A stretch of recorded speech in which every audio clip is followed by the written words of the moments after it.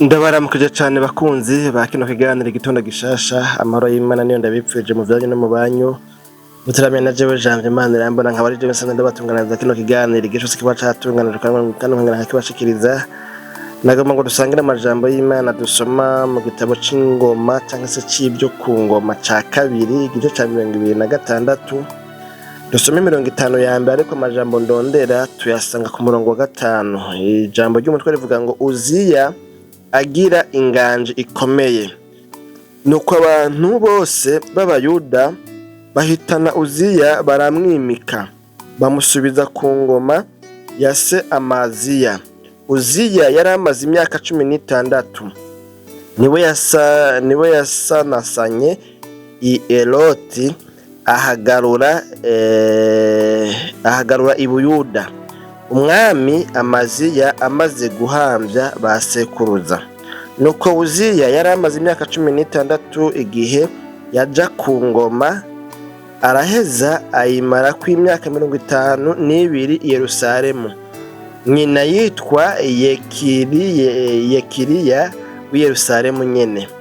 Akora ivyo Uhoraho abona ko ari vyiza, nk'ibyo se Amaziya yakora vyose. Murongo wa 5 rero navuga ngo ashira umutima ku kurondera Imana mu gihe cose ca Zekariya, umuntu yamwigishije kubaha Imana. Kandi uko yakomeje kurondera Uhoraho, Imana yamuhaye umugisha. Imana yacu nihimbazwe. Nta n'amajambo tubonye kandi nagomba ko dusangira muri no mwanya wacu atari muniniya, aho nagomba ko dukuramwo iri jambo rivuga ngo rondera Imana ubudasiba, rondera Imana imisi yose.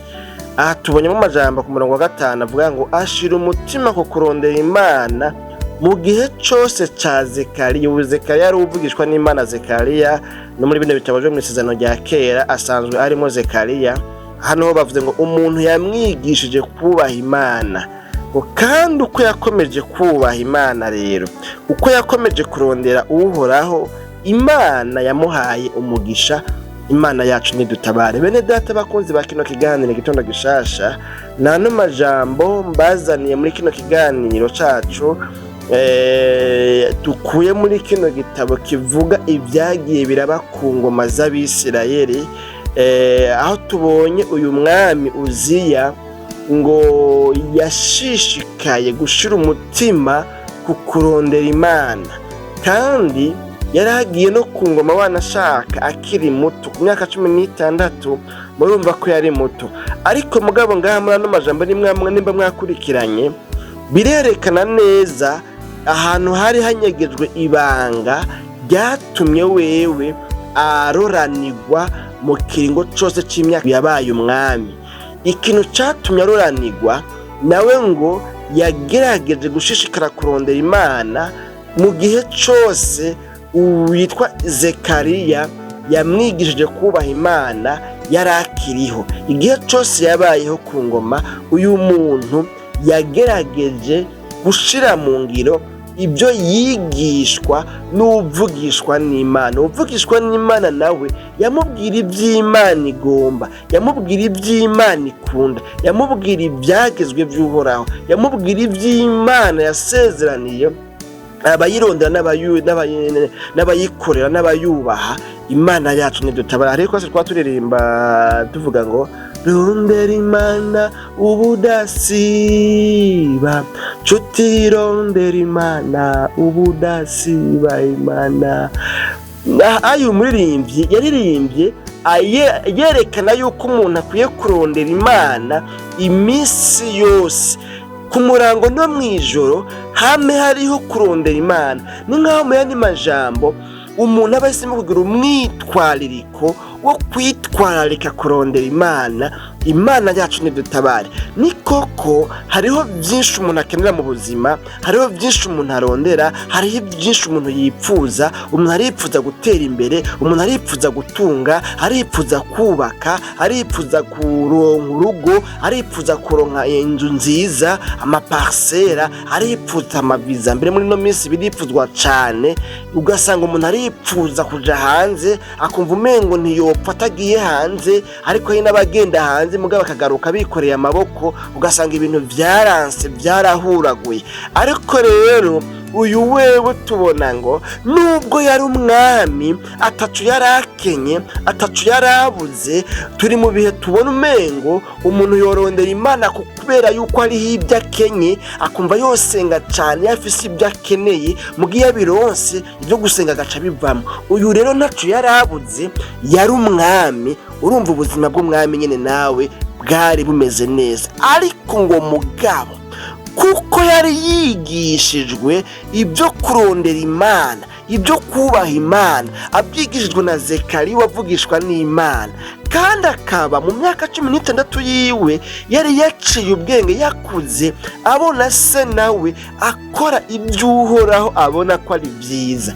Aravuga ngo nubwo mbaye umwami, nubwo ndonse itunga, nubwo ndonse ibintu, niyemeje gushishikara gushira umutima ku kubaha Imana, ku kuyirondera ubudasiba ku murango no mwijoro. Imana yacu nidutabara. Ari twabonye ijambo ryatubwiye ngo kandi Imana yamuhaye umugisha. Imana yacu nidutabare. Bene data bakunzi ba kino kiganiro, hariyo ijambo nibukane muri Zaburi, aho muririmba imwe yaririmbye muri iyo Zaburi avuga ngo nukuri ibyiza n'imbabazi bizonyomako mu minsi y'ukubaho kwanje kose. Imana yacu nihimbazwa.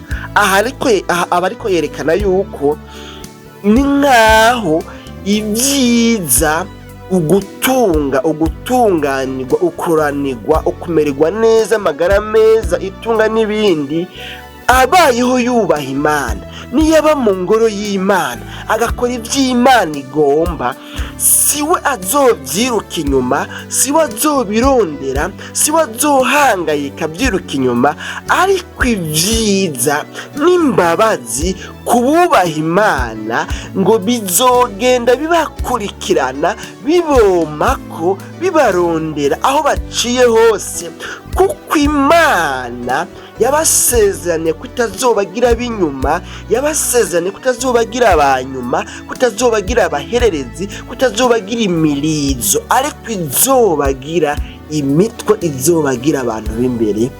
Imana yacu nihimbazwe. Bene data bakunze ba kino kiganiro igitondo gishasha, mu majambo amwe maze gusoma muri Bibiliya bitaje mu isezerano rishasha byo nasanze ari havuga ngo mwitwararike ubwami bw'Imana no kugororoka kwayo, ngo ibisigaye byose muzobyongerwa.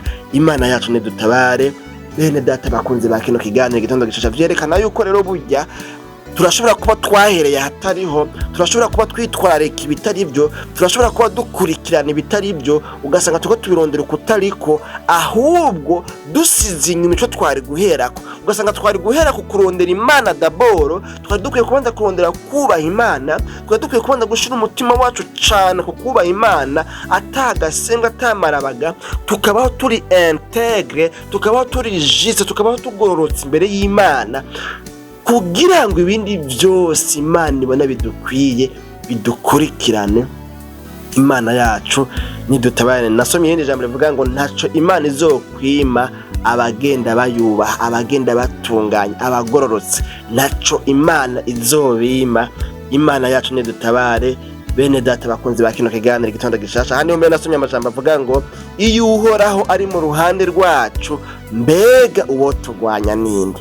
Muri no minsi rero birashoboka yuko uri kurarondera itunga cyane, kandi kurirondera si bibi, dusenga dukora dusenga, ariko mugabo mbega uko warondera Imana aho hambere hahise niko n'ubu kiyirondera. Uko warushize umutima ku Mana n'ubu niko bimeze. Ubwo ntiwabivuyemwo, ubwo ntiwarambiwe, ubwo ntiwacitse intege, ubwo ntiwacitse inkokora, ubwo muri kino gihe Imana ntiwashibuye nk'akanuka, ugasanga uri kurondera ibya buno bugingo gusa, ariko mugabo ugasanga n'ubwo birondera utaye Imana, ugasanga navyo nyene ntavyo uronse.